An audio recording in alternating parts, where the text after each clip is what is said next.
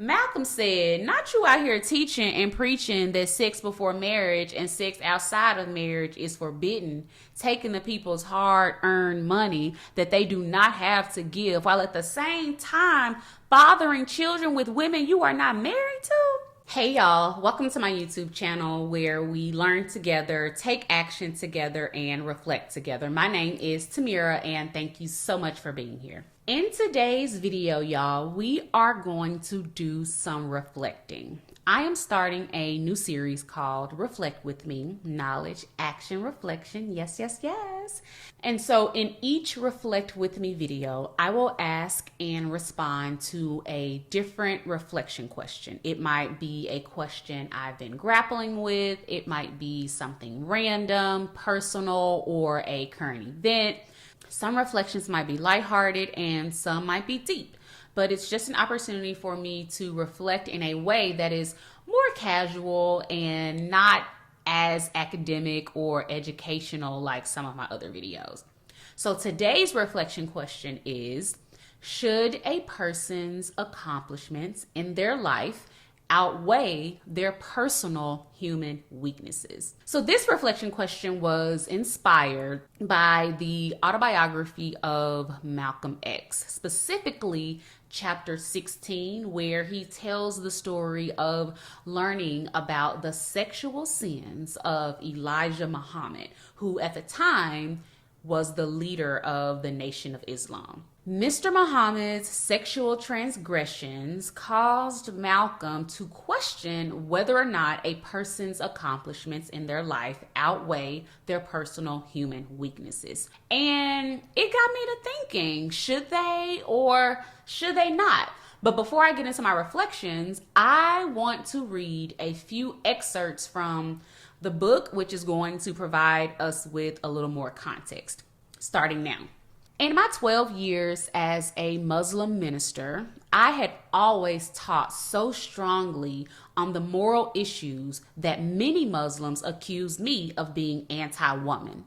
The very keel of my teaching and my most bone-deep personal belief was that Elijah Muhammad, in every aspect of his existence, was a symbol of moral, mental, and spiritual reform among the American Black people.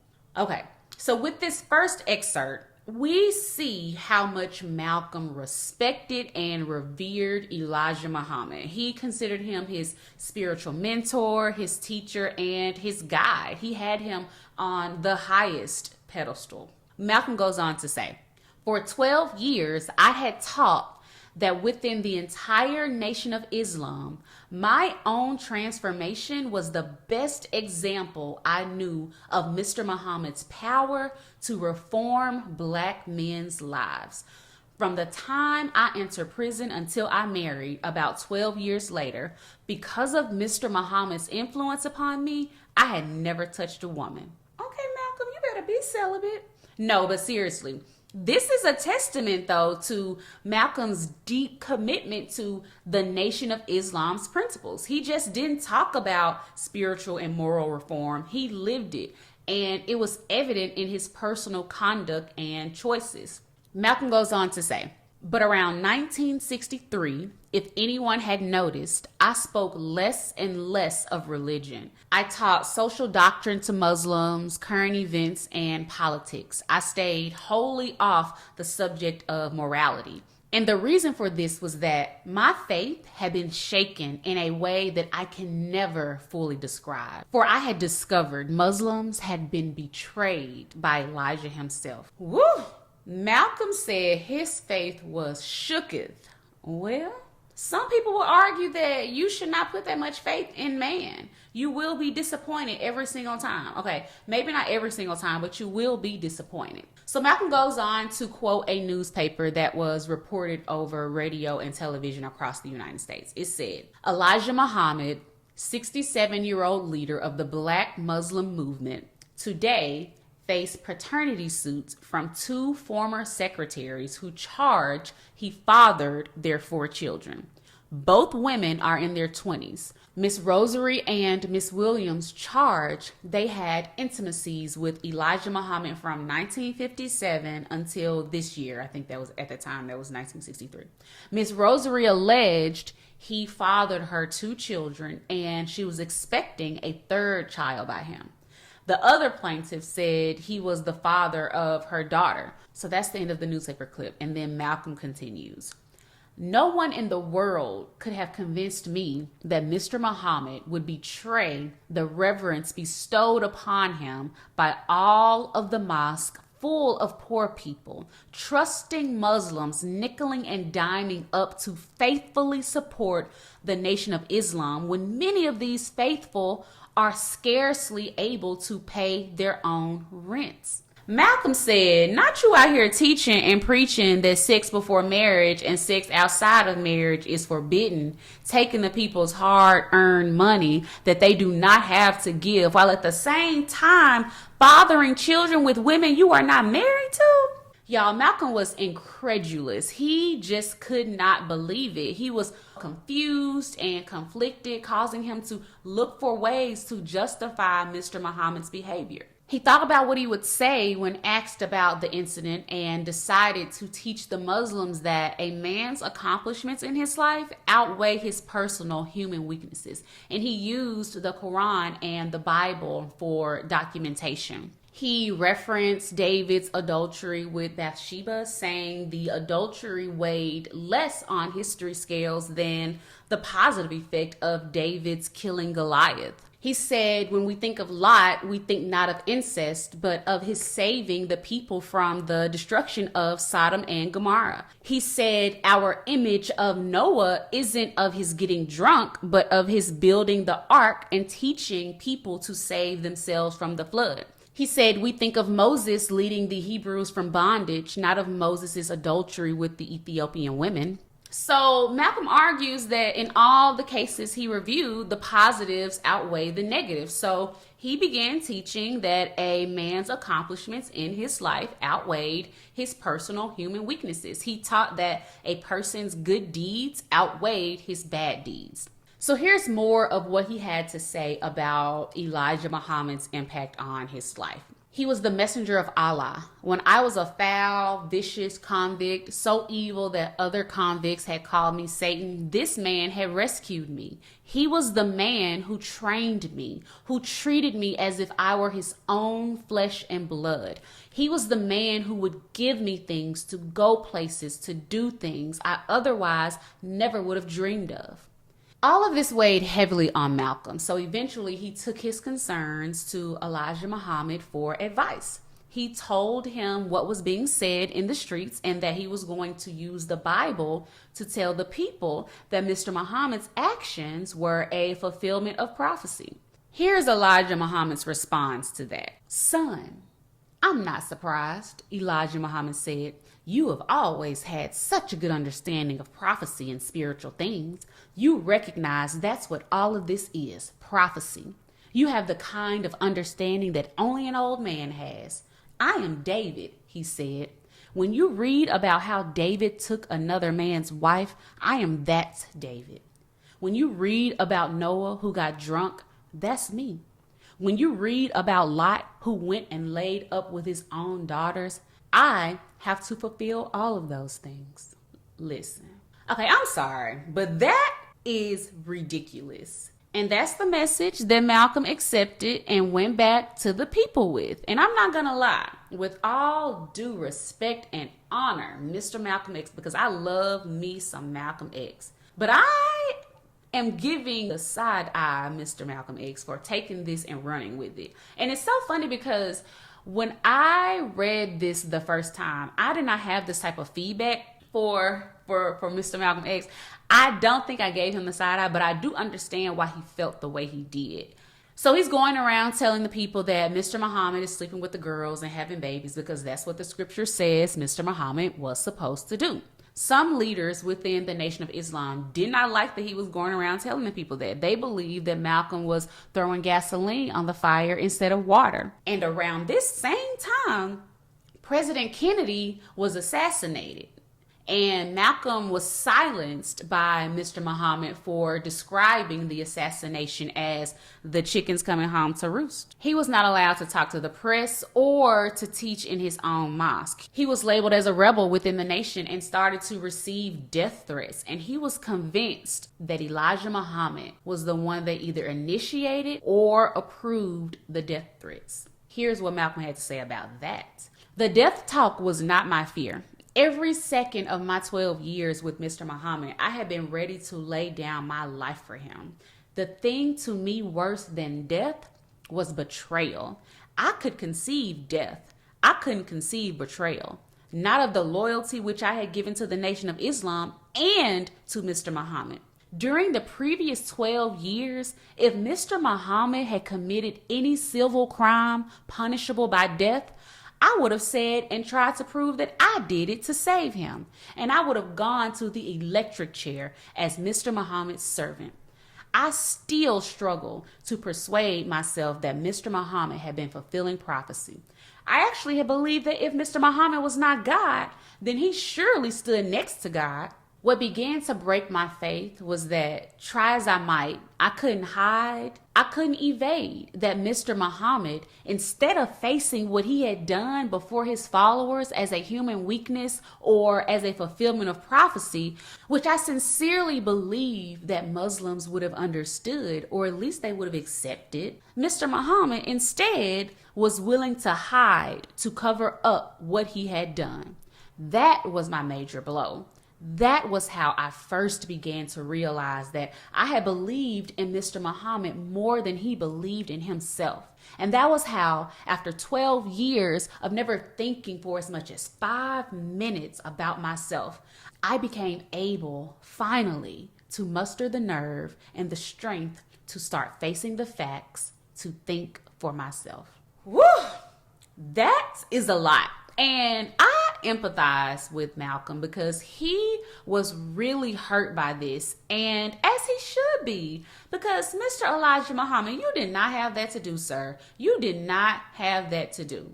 Okay, y'all, so that was the context, and I know that it was a lot, but I feel like we needed the context to be able to respond to the reflection question, which again is, should a person's accomplishments outweigh their personal weaknesses?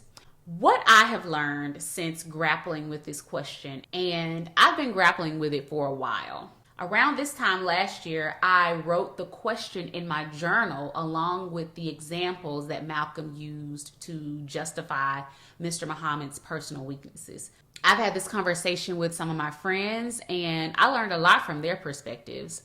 I've not experienced anything personally that has me grappling with this question. There have been some incidents in local politics and religious spaces that raise this question for me, but I really think it's just an interesting and profound question worth considering and discussing. You know, should a person's accomplishments outweigh their personal weaknesses? I think it's complex and it lacks a singular answer. Like, it's not just a simple yes or no.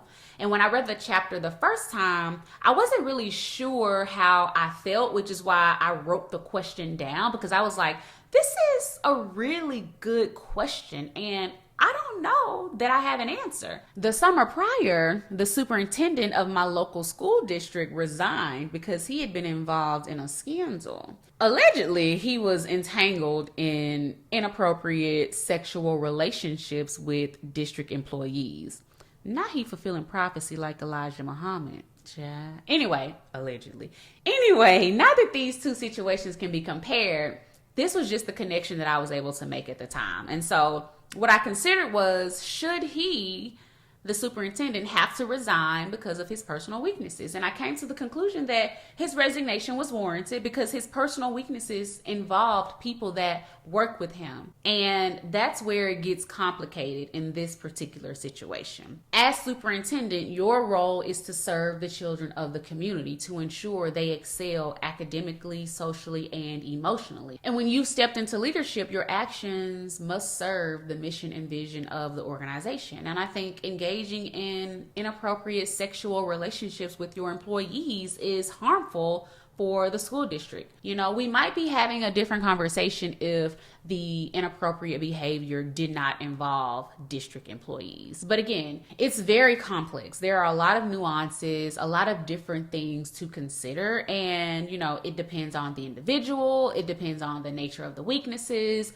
It depends on the magnitude of the accomplishments. And it depends on the context in which we are evaluating the person. There's no one size fits all answer. And when we think about Elijah Muhammad, you know, despite his immense historical significance, he did have flaws, but we can't deny his organizational skills in building the Nation of Islam. He was a powerful voice for the African American community, inspiring millions with his message of racial justice and self-determination. His leadership was necessary to galvanize a community facing immense oppression. His leadership was needed, in my opinion, to fight for racial equality. His leadership gave us Malcolm X. You know, not putting him on a pedestal, but you know what I mean. He was Malcolm X's teacher and guide. And so a lot of what Malcolm X was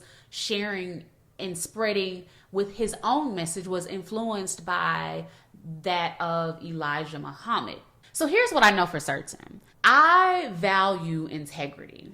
It is at the top of my list of values, right up there with love. And I expect people to move with love and integrity, especially those that have been called to lead and then made the choice to step into leadership. And here's something else I know for certain. We are all human. None of us are perfect. All of us make mistakes. And those mistakes and personal failures don't automatically define our character. However, consistent patterns of harmful behavior or deliberate decisions that cause significant harm is problematic. So again, when we think about Elijah Muhammad, let's call it a mistake after fathering one child outside of marriage. But 2, 3, 4, I don't know about y'all, but I'm sorry. That does raise questions about a person's integrity and suitability for leadership roles. In a conversation with one of my friends, she told me that I was being judgmental. And, you know, maybe I am. What y'all think? Is that being judgmental or is that just making an observation? I'm not sure.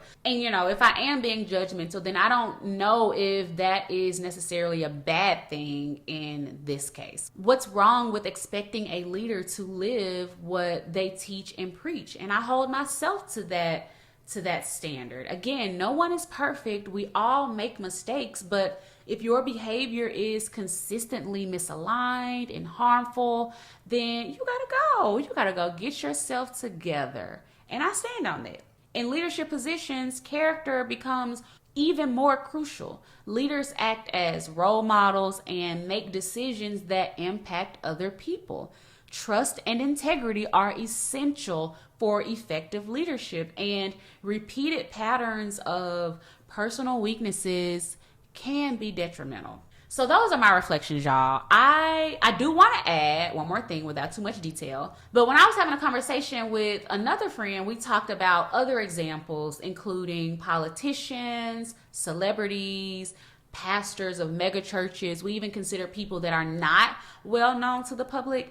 And as I reflected later on our conversation, because I'm always reflecting. If you know me, I'm always thinking, ruminating, like considering what was said or what was heard after I've had a conversation. It could be a week, 2 weeks, a year later. I'm like, dang, I said that. She said that. Anyway, so I text my friend and I was like, did you notice that when we were throwing out examples of people who have accomplished so much, but also have some personal weaknesses that are known to the public, we didn't name any women. We did not name any women. And I'm not saying that women are not out here doing what they do, but what I am saying is it's not as easy to generate an example of a woman to consider when determining if accomplishments outweigh personal weaknesses. And so that's all I got, y'all. Let me know what y'all think. Tell me in the comments, should a person's accomplishments outweigh their personal weaknesses? How would you have responded if you were Malcolm? What should be considered? Do you have a personal example? Let's keep the reflections going in the comments. Thank y'all so much for being here for my first Reflect with Me. I love y'all. Take care of yourselves, and I will see you next time. Bye.